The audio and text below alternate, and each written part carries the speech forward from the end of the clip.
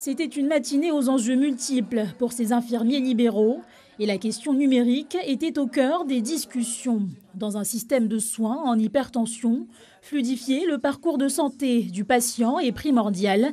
Et parmi les nouveaux outils présentés, une messagerie instantanée appelée Pandalab Pro, une aubaine pour ces professionnels souvent en mobilité.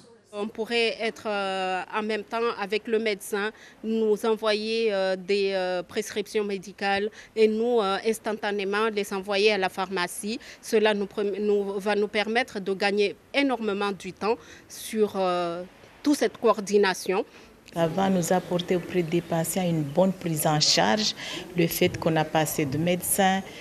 Un bon moyen pour faciliter les échanges entre les soignants et qui répond à la nouvelle réglementation nationale sur la sécurisation des données. Chargée de développer des services e-santé, c'est dans ce sens que l'organisation GCS-Thésis accompagne dans ces nouvelles pratiques. Les soignants utilisent beaucoup WhatsApp, mais en fait on connaît les dangers de WhatsApp et des autres messageries, c'est qu'ils ne sont pas sécurisées. Et là on parle quand même de partage de données de patients. Et donc ça nécessite du coup d'un outil en fait qui pourra garantir la confidentialité des données qui sont partagées.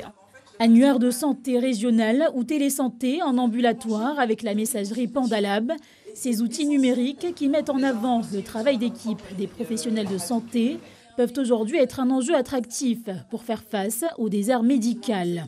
Dans l'exercice coordonné, on encadre un exercice à plusieurs qui va permettre de diminuer la charge du médecin et de répondre un peu à ces enjeux. Pour attirer des médecins à Mayotte, il faut leur proposer un travail en équipe et avec une charge de travail acceptable. Accélérer le virage numérique dans la santé, un véritable enjeu à Mayotte, où le retard à rattraper est conséquent.